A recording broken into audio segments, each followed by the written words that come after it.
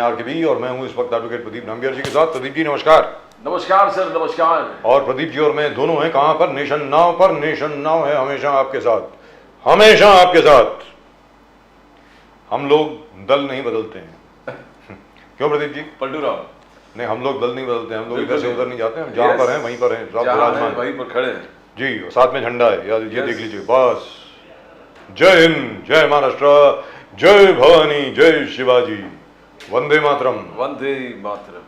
जय सिया राम, हर हर महादेव। प्रदीप जी, तो नीतीश कुमार जी 9वीं बार मुख्यमंत्री बने बिल्कुल बिल्कुल बिहार के। यस यस और अभी प्रशांत, क्या नाम है उनका? प्रशांत किशोर जी। यस यस प्रशांत किशोर जी जिस प्रकार बोल रहे थे 18 साल से वो क्या है, वो मुख्यमंत्री हैं नीतीश कुमार जी, लेकिन उन्होंने बिहार के लिए किया क्या है? आज भी जो बिहार का बच्चा है वो इधर से उधर भटक रहा है, नौकरी ढूंढ रहा है, कहीं और जा रहा है, मतलब क्या है ये? Sir, I was fascinated by what Prashant Kishor said. बोले कि आप बिहार में किसी को भी वोट दो, बनेगा मुख्यमंत्री नीतीश कुमार। हाँ, how does he manage that? किसी को भी वोट दो, बनेगा मुख्यमंत्री नीतीश कुमार। ये तो यार मतलब जादूगर है, ये कैसे बन गए? Nobody can do anything without Nitish Kumar. There's a deadlock on the basis of the voting polarization of each party. Yes. And everybody has reached a saturated level. And till such time when Nitish Kumar agrees, a government does not get formed. Yes. Which is amazing. And the BJP and the RJD, Lalu Yadav can never come together. You know, when they come together, can you imagine a scenario? I know it won't happen. But can you just imagine, just think about it. It's so delicious. The thought itself is so delicious. It is so tempting. It is so evil. Suppose the BJP and Lalu Yadav's RJD come together. Mr. Nitish Kumar is finished. That's it. Matter is over. But then it's like talking whether the BJP and Congress will come together. Will that ever happen? I don't know. Congress and BJP might come together because the whole Congress at some point of time, I think the whole Congress will be in the BJP. मुझको ऐसा लग रहा है जिस तरीके से होड़ लगी हुई है कि कौन अगला बंदा बीजेपी में जाएगा, कौन बीजेपी में जाएगा। कोई बड़ी बात नहीं होगी कि आपको सारे कांग्रेस के चेहरे दिखेंगे भारतीय जनता पार्टी में बहुत जल्द। लेकिन एक चीज तो हो गई है प्रदीप जी, अब इंडिया अलायंस की मतलब का तो क्रियाक्रम हो गया। मुझे ऐसा लग रहा है, I may be wrong, I don't know, what do you think? Miracles happen, but miracles will not happen the way things are. I mean, if you are working towards it, if you work towards the goal, like Maradona running with the ball towards the goal, and then the hand comes and then it goes in. But if you're not even running towards the goal, how are you going to score the goal? In fact, even God's hand cannot come and push the goal in. In fact, you don't even have the ball. You're probably running in the opposite direction. And there is one particular theory which believes you're not even on the football field. Forget about having the ball or running towards the other goal. I'm not sure what Rahul Gandhi is up to right now. As you've been rightly saying, you got how much? 2 months now? 2 or 3 months? Yes, maximum. 2 months maximum. And 3 months, you have to go from 53 to 274. You have to be 272 plus. 272 plus. That's it. So, it should be seen, I mean, the whole country should be in fire to see that Congress should come and Rahul Gandhi will be the Prime Minister. Are we seeing the same wave of 2013 where we saw Narendra Modi, where everybody just wanted Mr. Modi? Yes. And then, even then, I think probably he couldn't cross 300. In the second term, he crossed 300. In the second term, he crossed. Yes. So, he was on 270 or 280 or whatever. He just simple majority crossed. Amazingly enough, we've got both Lakshman Saoji and Sanjay Thakur Sahab. दोनों हैं इस वक्त हमारे साथ. कमाल है. Can we see it, please? Can we go to Lakshman Saoji and Sanjay Thakur Sahab? दोनों के दोनों इस वक्त हमारे साथ हैं. जय सिया राम सर, जय सिया राम. क्या बात है, आज तो मजा आ गया. क्या हुआ? अरे सर, आप लोगों ने कहा लक्ष्मण जी का नेटवर्क नहीं मिल रहा है, बढ़िया। मैं आ गया, दोनों भाई मिल गए. अरे सर कमाल है. लक्ष्मण साहू साहब आप अयोध्या में हैं. जय सिया राम. लक्ष्मण साहू साहब अयोध्या में हैं इस वक्त. कमाल है सर, कमाल है. नमस्कार. और मैं आपको बताऊं संजय ठाकुर साहब, लक्ष्मण साहू साहब ने वादा किया था कि जब मैं अयोध्या में हूंगा मैं अयोध्या से ज्वाइन करूंगा जरूर. बोला था इन्होंने. अपना वादा निभाया साहब आपने. भाजपा वाले वादा पूरा करते हैं. हाँ, ये भी ठीक है. और ये भगवान राम की कृपा है कि उनका नेटवर्क भी सही हो गया. नेटवर्क भी ठीक हो गया. आप भी तैयार हो गए थे और तुरंत भगवान राम ने कहा कि साहू जी साहब भी रहेंगे. साहू जी साहब ये बताएं, वहां माहौल बताएं. अयोध्या का माहौल बताएं जरा अच्छी तरीके से, संजय ठाकुर जी भी सुनेंगे, आप भी सुनेंगे। माहौल तो इतना बढ़िया है, कोई खुशी फुला नहीं समाती है, इतना इतना बड़ा माहौल है। जी पूरे देश और विदेश से रामलला का दर्शन करने लोग आते हैं, और जो आते हैं इतने मन भावन आते हैं, तो कोई कोई खुशी का कोई उसका सीमा नहीं है उसकी। जी, और आपके अपने दिल में क्या चल रहा है ये बताएं, क्योंकि मुझे मालूम है पिछले ना जाने कितने सालों से संघ के द्वारा और बाकी अन्य संगठनों के द्वारा और ऑफ कोर्स बीजेपी में, लेकिन पहले आप संघ के कार्यकर्ता हैं, बाकी कुछ और बाद में है। लक्ष्मण साहू जी साहब, आपके खुद के जहन में क्या चल रहा है इस वक्त? आप रामलला की नगरी में हैं, श्री राम की नगरी में। यार I feel jealous of you sir, मुझे ईर्ष्या हो रही है सर आपसे, मुझे ईर्ष्या हो रही है। मैं आ रहा हूं वहां पे, बाकी सब छोड़ छाड़ के मैं कल ही जा रहा हूं। जी बताएं सर। आइए हम मिलेंगे। जी जी बताएं, आपके मन में क्या चल रहा है इस वक्त, वो बताएं हमारे दर्शकों को सर प्लीज। सर बहुत दिन का, बहुत सालों का भारतवासियों का सपना पूरा हुआ है, इसकी खुशी बहुत अलग। क्योंकि बात ऐसी है कि जो हमारी अस्मिता टूट चुकने के कगार पर थी, तो उसके बावजूद अभी जो हुई है उसकी खुशी ज्यादा है जी। क्योंकि रामलला की जो महती है रामायण की, राम जी की, वो हमारे भारतवर्ष को एक रखने के लिए बहुत काम आती है। पहले से राम जी का जो प्रवास था अयोध्या से लेकर लंका तक, ये पूरे भारत की सीमाएं, पूरा भारत का भूभाग, अभी पूरे भारत के सब प्रांतों से लोग और भारत के बाहर से लोग जब आते हैं, तो पूरे हिंदुस्तान का दर्शन अयोध्या में अभी होता है जी। ये सबसे बड़ी बात है, क्योंकि हमको एक सूत्र में बांधने की जो संस्कृति हमारी है, जो विरासत है जी, जिसकी याद दिलाना पड़ता था, वो अभी लोग खुद होकर उसमें शामिल होते हैं। क्या बात है सर, जबरदस्त। And at the moment we are so lucky to have both Sanjay Thakur sahab and Lakshman Sahu जी साहब बोथ। संजय ठाकुर साहब is in Mumbai, I think, I am not sure, he might be in London also, I don't no. हो सकता है London में एक नया राम मंदिर बना रहे हो, कोई बड़ी बात नहीं है संजय ठाकुर साहब के लिए, वो कुछ भी कर सकते हैं। और लक्ष्मण साहू जी साहब इस वक्त अयोध्या से। संजय ठाकुर साहब, आप कुछ पूछना चाहेंगे लक्ष्मण साहू जी साहब से? नहीं, मैं तो लक्ष्मण साहू जी साहब से यही कहूंगा कि जो दिल में बसी है, आप वहां हैं और इस डिबेट के माध्यम से ये दिख रहा है। लक्ष्मण भाई, एक भगवान के बारे में भजन है, फोक सॉन्ग है वहां का, बहुत मशहूर है। त्रिभुवन विदित अवध जेकर गौआ, बड़ा निक लागे राघव जी के गौआ, बड़ा निक लागे राघव जी के गौआ। पूरे संसार को पता है कि प्रभु श्री राम का गांव, उनका नाम क्या है, लेकिन जब आप लोग जाके उसके दर्शन कराते हैं, वहां की माटी का दर्शन होता है, तो ऐसा लगता है कि साक्षात प्रभु राम का दर्शन हो रहा है, अनुभूति हो रही है। क्या बात है। साहू जी साहब, मैं आपसे पूछना चाहता हूं, आप तो एकदम संघ से जुड़े हो, एकदम दिल से जुड़े हो। राम जी के दशरथ जी वहां से वनवास, सीता मैया वहां से निकल रहे हैं जाके, और वो सीन, और फिर वापस आना, अयोध्या में वापस आना, और फिर हजारों साल के बाद बाबर के लोग तोड़ना, वहां के लोगों का संघर्ष 1990 फायरिंग, 1992 में जो हो गया, उसके बाद ढांचा गिरना, आप लोग का संघर्ष, कार सेवकों का संघर्ष, और अभी मोदी जी वापस राम मंदिर पुनर्निर्माण, ये पूरा चित्र आपके सामने से शायद चलता होगा। साहू जी साहब, नहीं साहब, अभी ऐसा है, अभी जिस माहौल है, जो मूड में है, तो अभी आगे जाकर इसका जो समाज के ऊपर जो परिणाम होने वाला है, वो सबसे ज्यादा हम अहम रखते हैं अभी इसमें।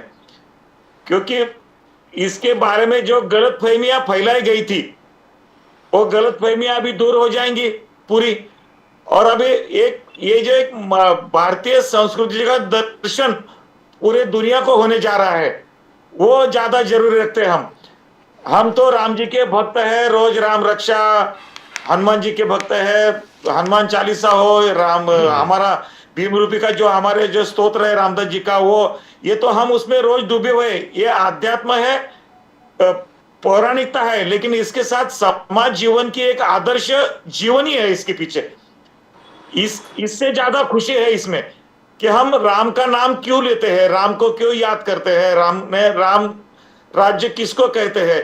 समाज जीवन, राजकीय जीवन और कौटुंबिक और व्यावहारिक व्यावसायिक जो हमारी रिश्तेदारी है, जो हमारी एकात्मक कुटुंब पद्धति जो भारत की विशेषता है, इसके ऊपर क्या असर होता है, ये सब जाकर अगली पीढ़ियों के लिए एक अच्छा मैसेज है, ये एक संदेश है, ये मैं मानता हूं।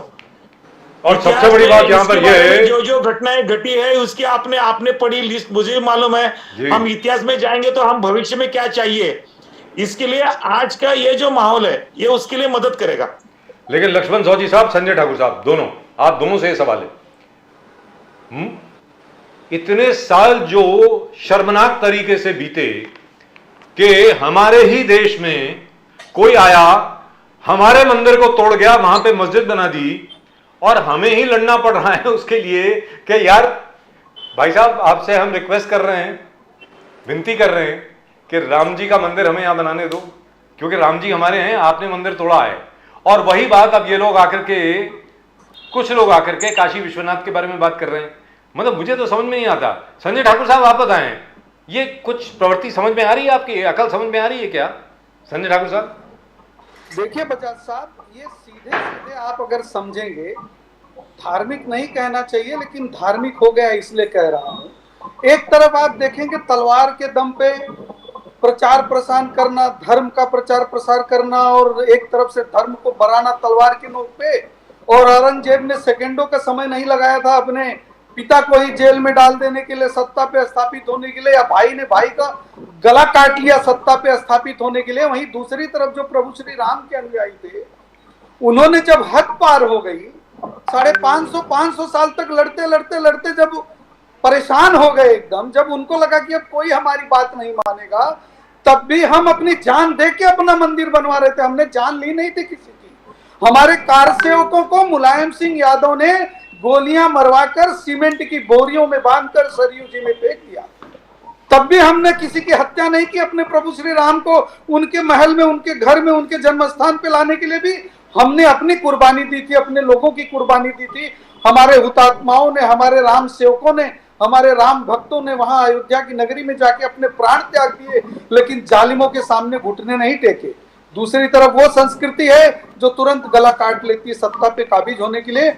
इस पूरी प्रक्रिया में समझने की बात यही है कि पूरे विश्व को जो संदेश दे सकता है, पूरे विश्व को जो बता सकता है कि जो सबसे ज्यादा सहिष्णु है, पूरे विश्व को जो बता सकता है कि जो वसुधैव कुटुंबकम की कल्पना में विश्वास करता है, पूरे विश्व को भगवान राम के आदर्शों को जो बता सकता है, उस आदर्शों को मानने वाली परंपरा की ये राम भक्त और भारत देश सनातन परंपरा की जबरदस्त जबरदस्त। आज लक्ष्मण सौदी साहब, सॉरी प्रदीप जी, लक्ष्मण सौदी साहब, अयोध्या में आप हैं, अयोध्या नगर में, अयोध्या शहर में आपने क्या बदलाव देखा? क्योंकि आप पहले भी जा चुके हैं, इस बार आप आए हैं, तो क्या बदलाव देखा आपने? क्या कुछ नई चीज देखी राम मंदिर के अलावा?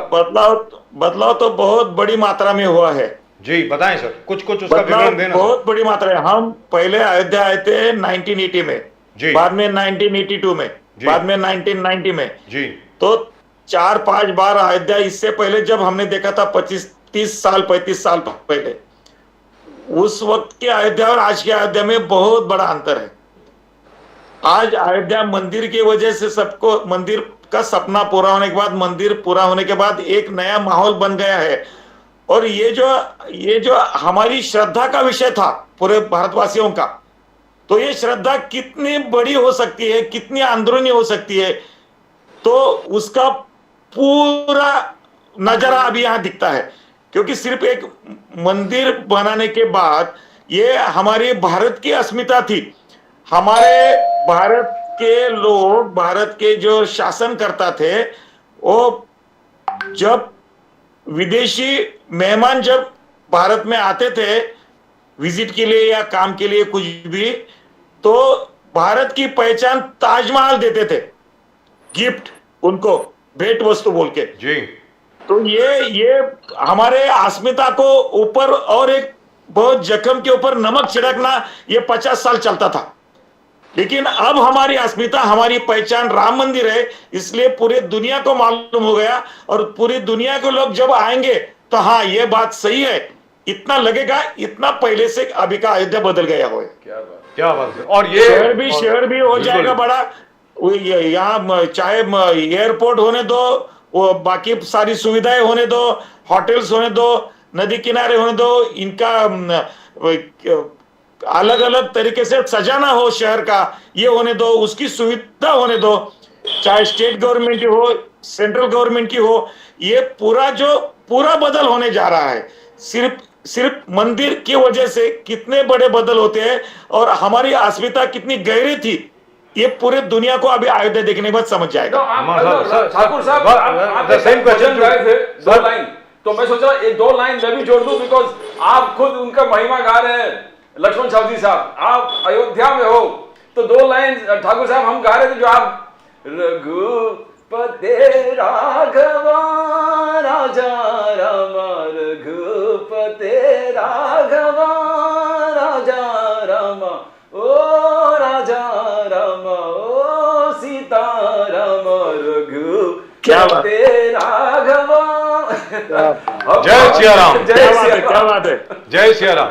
लेकिन एक चीज है प्रदीप जी, जो अभी लक्ष्मण प्रदीप जी सावजी साहब ने बढ़िया। कहा, जबरदस्त। मैं आपसे जानना चाहता हूं संजय ठाकुर साहब, अभी जो फ्रांस के जो प्रेसिडेंट आए थे मैक्रोन साहब, ये शायद पहले किसी देश के राष्ट्रपति होंगे जिनको पहली बार ताजमहल की जगह पर श्री राम मंदिर का मॉडल दिया गया है as a present on Republic Day. I think it is already started, जो लक्ष्मण सावजी साहब ने कहा। संजय ठाकुर साहब बताएं। देखिए बजाज साहब, ये तो जब से आप अगर ध्यान देंगे तो 2014 से जब से इस देश में सनातनियों की सरकार आई है जी। और एक सनातनी प्रधानमंत्री आए हैं, आपको याद हो अगर, तो अमेरिका के प्रेसिडेंट डोनाल्ड ट्रंप को भी गीता दी गई थी, यथार्थ गीता, स्वामी अड़गड़ानंद जी, महाराज जी, की जी। यथार्थ गीता इंग्लिश वर्जन दी गई थी। जापान के प्रेसिडेंट को भी गीता दी गई थी।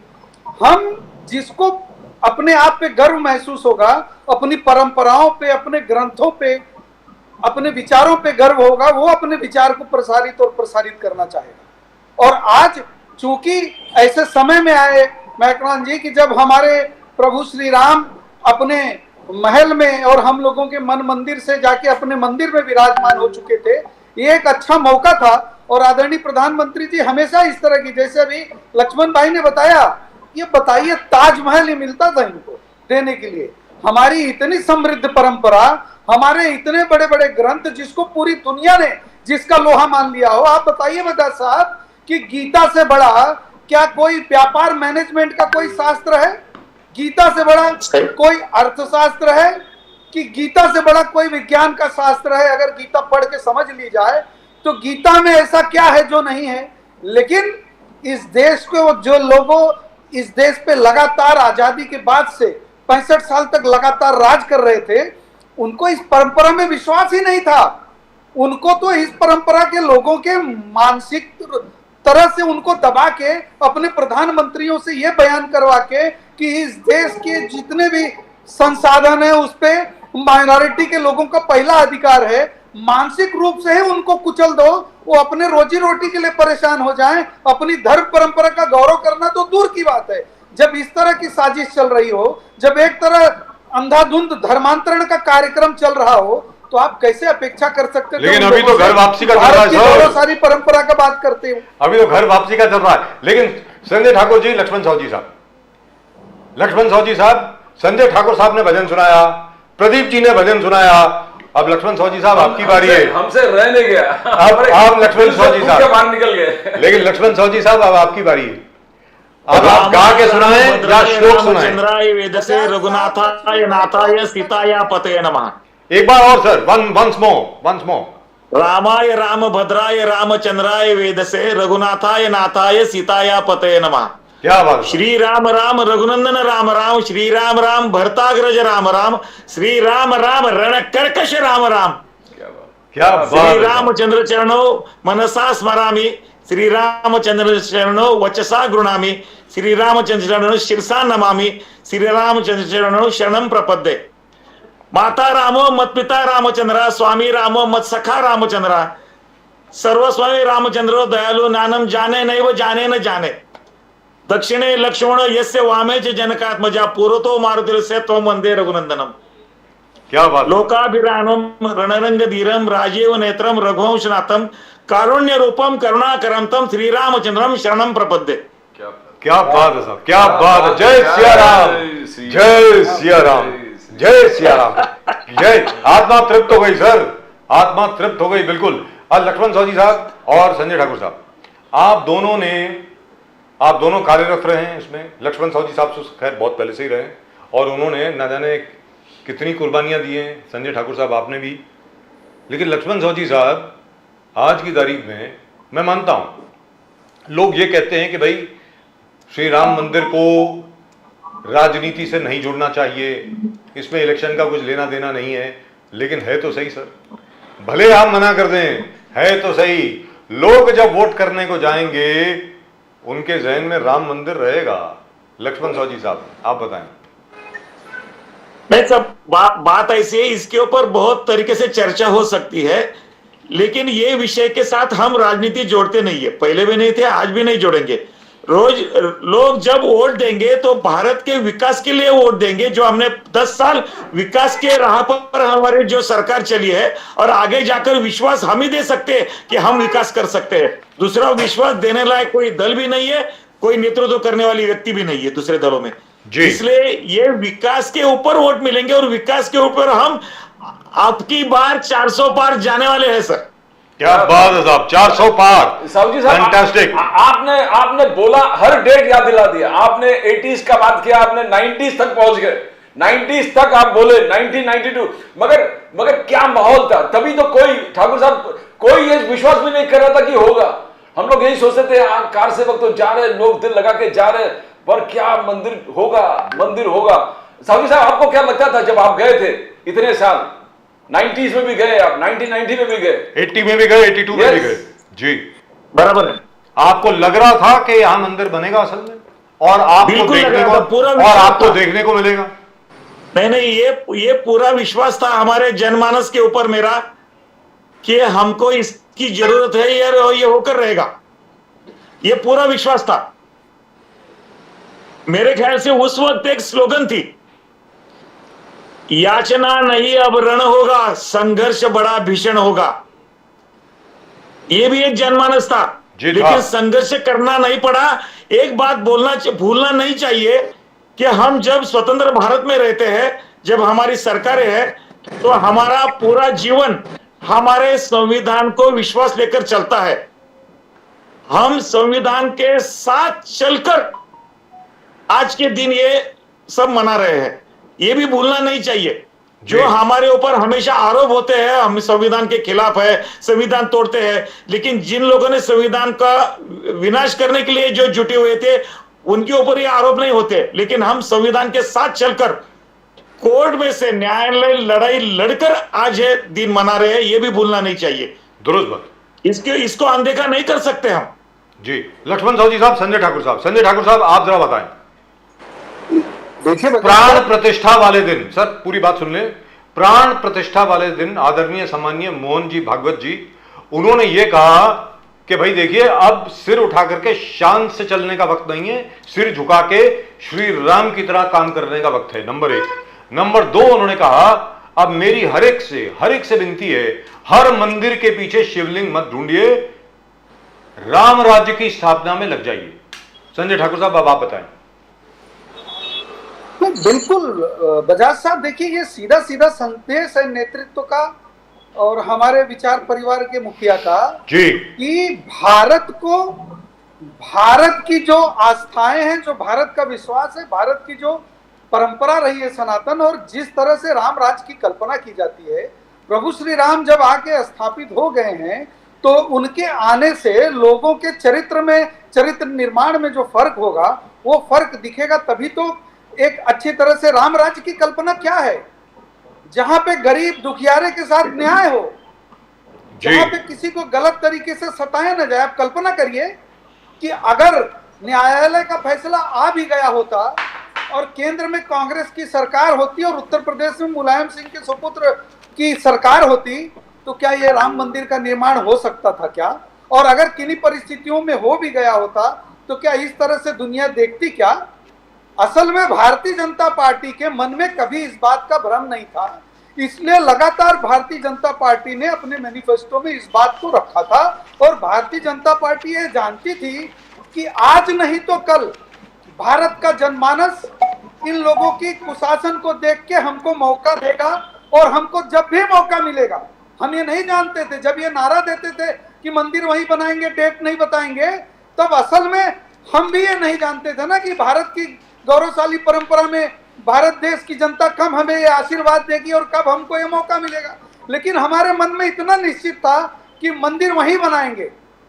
और जब भारत की जनता ने हमारे पार्टी पे, हमारे विचार परिवार के लोगों पे अपना विश्वास, अपना आशीर्वाद दिया और ये लोग सत्ता में बैठे, तो अपने कहे गए वादों को एक एक करके पूरा करके, और पूरा कर देने के बाद अपने पूरे परिवार को हिदायत दे रहे हैं शक्ति से कि जैसे राम राज्य की कल्पना है, जैसे राम राज्य चलता था, विधर्मी जानते हो न जानते हो, लेकिन तुम सब धार्मिक हो जानते हो, और जब उनके सपनों को साकार करोगे, जन जन की सेवा करोगे, दलित को, पिछड़ों को, कमजोर को अगर उसकी मदद करोगे, लोगों के लिए आगे आके काम करोगे, सेवा करोगे, तब राम राज्य स्थापित हुआ, ऐसी कल्पना होगी। और शायद इसीलिए विचार परिवार के मुखिया परम आदरणीय श्रद्धेय मोहन भागवत जी ने इस तरह के साहू जी साहब मोदी साहब ने उसी दिन कहा, प्राण प्रतिष्ठान के दिन पर, मंदिर निर्माण से आगे बढ़कर हमको समर्थ, सक्षम, भव्य, दिव्य, विकसित भारत का निर्माण करना होगा।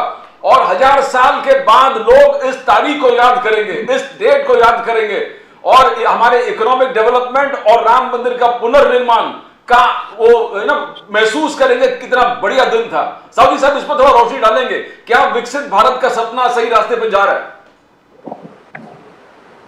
नहीं, विकसित भारत का सपना नहीं, विकसित भारत का संकल्प छोड़ा है हमने।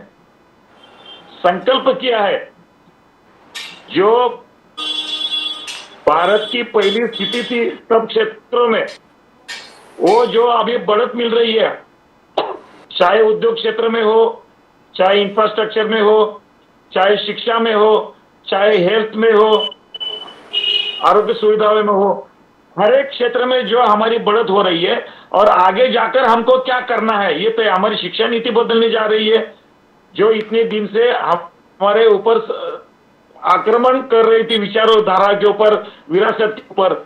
इसके लिए शिक्षा नीति में भी मूल्याधिष्ठित शिक्षण पद्धति आ रही है, जो कि बचपन से लेकर हमारी भारतीयता उसमें प्रतिबिंबित होगी, और हर क्षेत्र की बात है। इसलिए विकसित भारत का संकल्प जो हम करने जा रहे हैं, तो सिर्फ मंदिर ये एक उसके लिए हमारी आस्था है, लेकिन उसके साथ सब क्षेत्रों में कि हम पूरे समाज को जोड़ने जा रहे हैं। जहां जम्मू कश्मीर के बारे में जहां अलगाववादी का मन बना रहे थे कुछ लोग, तो अभी जम्मू कश्मीर और भारत एक ही है, ये दिखाया दिया है। जो हमारे नॉर्थ के जो स्टेट्स है, 7 स्टेट, जो उनके दिलों में जो एक अलगाववाद का जो एक मूड था, वो अब खत्म होने जा रहा है। समग्र भारतवर्ष एक हो रहा है, और दुनिया में हमारी विचारधारा स्वीकार हो है। अभी रशिया के भी जो महानुभाव है वो भी हमको मानते हैं, अमेरिका के महानुभाव वो भी हमको मानते हैं, दूसरे देश भी हमको मानते हैं, और हमारे देश की सहायता उनको जरूरी लगती है। तो देश के अंदर भी और देश के बाहर भी ये जो भारत की प्रतिमा जो बिल्कुल ऐसी प्रकाशमान हुई है, ये कोई विकसित भारत का संकल्प लिए बगैर यह अशक्य था। इसलिए सब क्षेत्रों में चाहे जो न्यायालय व्यवस्था पहली थी उसमें भी जो देरी लगती थी, उसके लिए देरी होनी नहीं चाहिए, इसके लिए भी सोचा जाता है। यानी कि जो हमने इससे पहले एजेंडा पर बहुत बार बोले हैं, अकाउंट से लेकर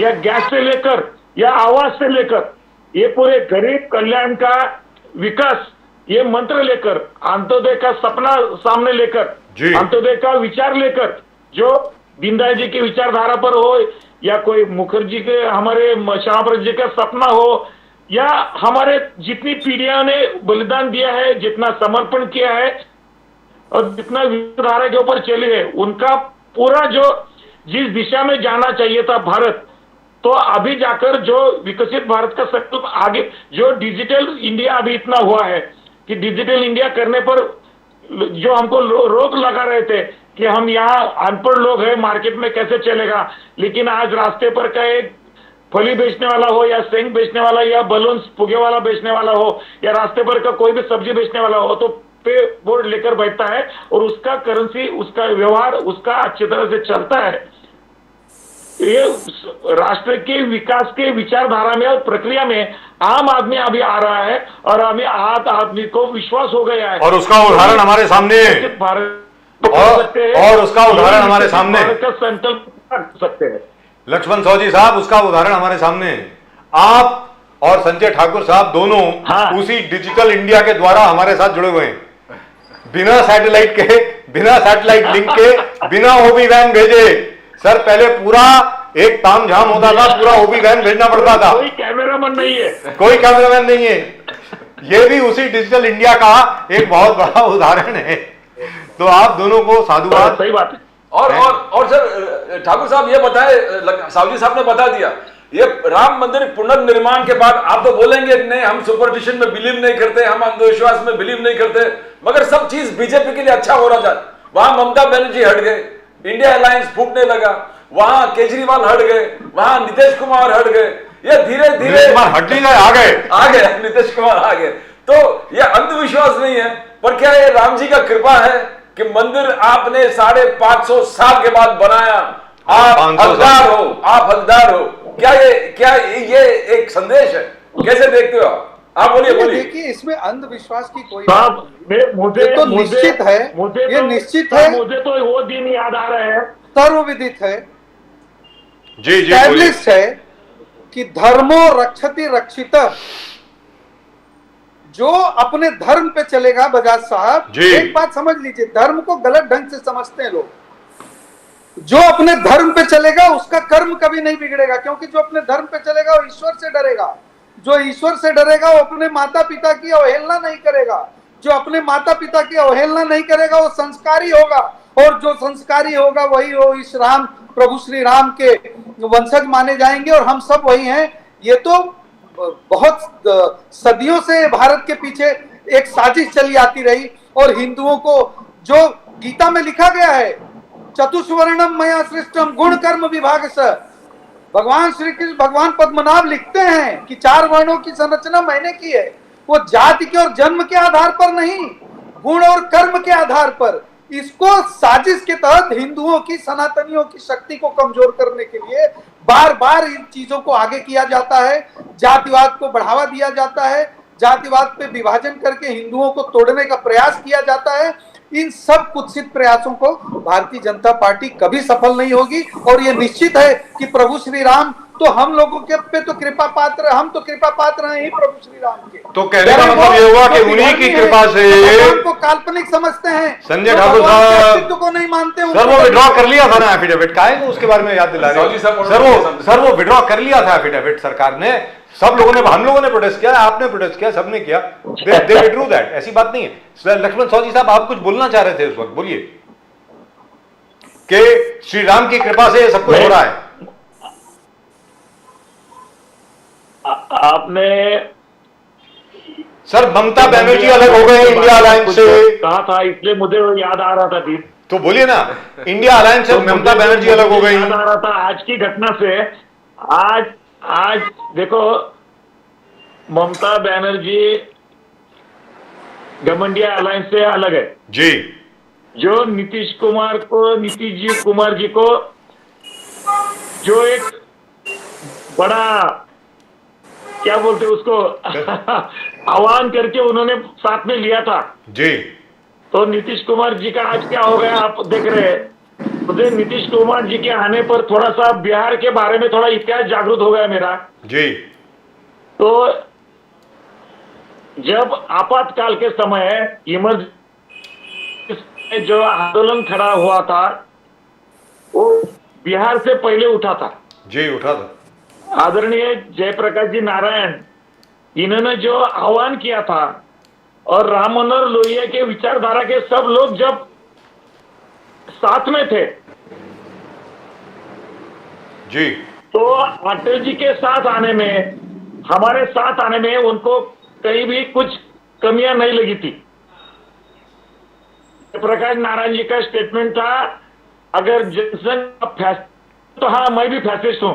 जी तो ये जो विचारधारा की जो लड़ाई चलती थी, लेकिन हम एक दूसरे के विचार के समर्थक कम ज्यादा होंगे, लेकिन आपस में दुश्मनी भाव नहीं था जी। जो आज कांग्रेस ने फैला कर रखा है। मोहब्बत की दुकान का नाम देते हैं, लेकिन सब जगह नफरत फैलाने के लिए ये कांग्रेस वाले बाहर घूमते हैं। तो आज जब नीतीश जी साथ में आए हैं और ये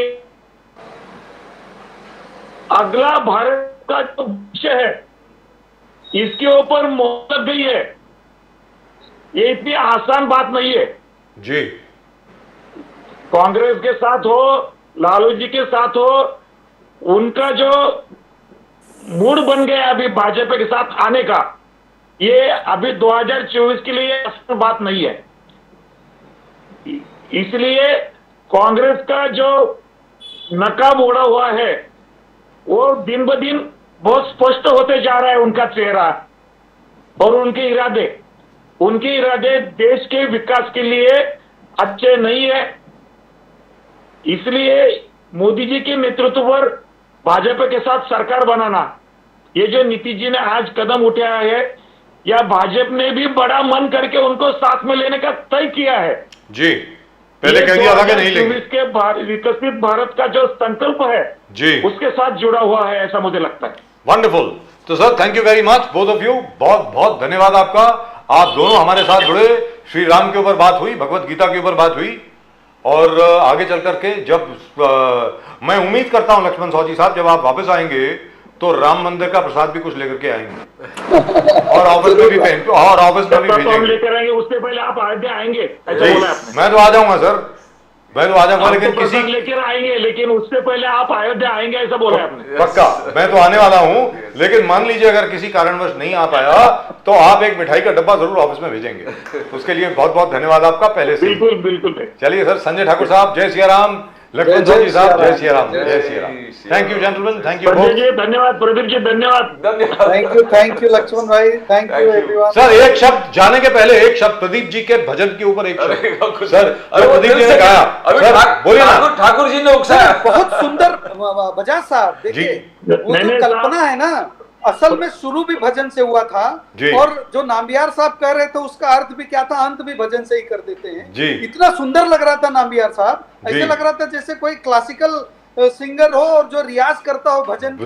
वो करते हैं सर, 3-3 घंटे सुबह उठ के रियाज करते हैं प्रदीप जी, क्या बात करते हो। इतना सुंदर था, इतना सुंदर था, इसलिए अंत भी भजन से ही कर देते हैं बजाज साहब। बोलिए sir, please please go ahead. Shri Ram Janki बैठे हैं मेरे सीने में, श्री राम जानकी बैठे हैं मेरे सीने में। बोलो प्रभु श्याम रामचंद्र की जय, बोलो श्री हनुमान जी की जय। और साहू जी साहब ने भी लंबा वो एकदम स्रोत लेके, हाय हाय हाय, जबरदस्त, वो जबरदस्त, कमाल है सर, कमाल।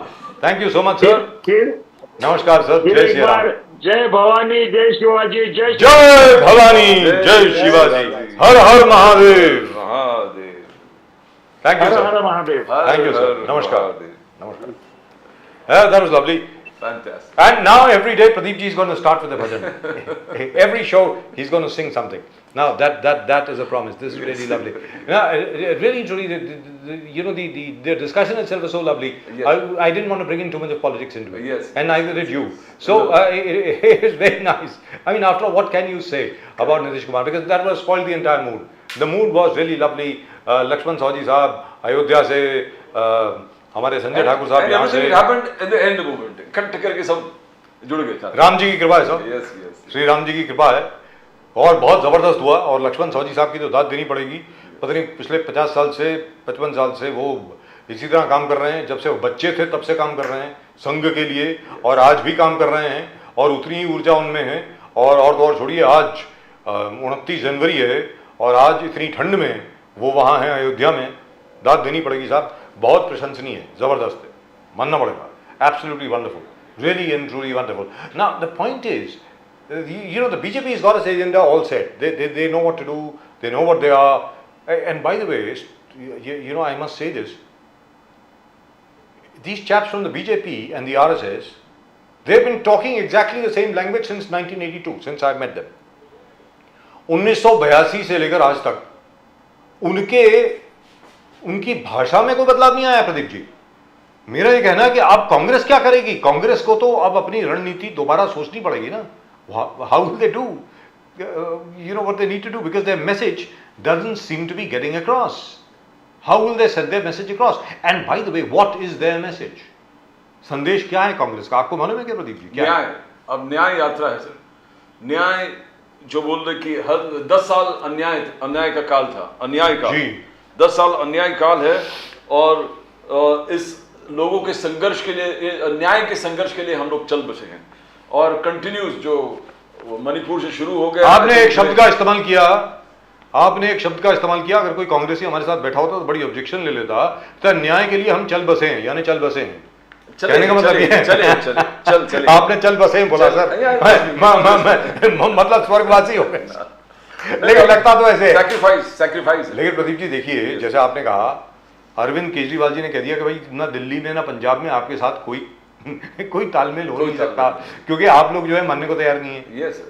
No, I think the Congress was delaying it, sir. I mean, anybody who wants an alliance and who wants to get the 68% of the votes together will himself in a hurry to get the seat adjustment. You will be sending his missions to all of these party offices and telling, come let us sit. हमने देखा कांग्रेस में interest था ही नहीं उनको, वो अपने जोड़ो यात्रा में लग गए तुरंत, बोले कि in fact I think they found that इनके साथ बैठ के कुछ मतलब नहीं है, हमें अपने पार्टी को स्ट्रॉन्ग करते, भले as I say, we aim for the moon and you reach the rooftop, so you'll reach somewhere where at least you're not on the ground. Yes. So I feel so good. If that is the case, I feel so good, because I've been saying it right from the time when the India Alliance was announced, that the Congress is wasting its time here. Exactly. You know, rightfully speaking, they should be standing alone, they should be fighting alone, and they should be seen as the one party that can actually oppose the BJP and nobody else. Within the India Alliance, the Congress message would have been lost. आप देखिए ना, Mamata Banerjee, the way she is treating the Congress, Arvind Kejriwal ji वो तो कहते हैं जी नमस्कार, thank you very much, हमें आपसे क्या लेना देना है। और जहाँ तक नीतीश कुमार जी का सवाल है, सर वो 9वीं बार उन्होंने शपथ ग्रहण करी है बतौर मुख्यमंत्री की भूमिका में, 9th टाइम। और जैसा प्रशांत किशोर जी बार बार कहते हैं, 18 साल मुख्यमंत्री रहे, 15 साल बीजेपी के साथ रहे, तो मतलब रहा क्या आप? Sir, when we see all the politicians around us, हमको एक ही चीज लग रहा है कि everybody is just an opportunist, everybody सत्ते में रहना चाहिए और लोगों को न्याय देने के रीजन से लेके सत्ते के साथ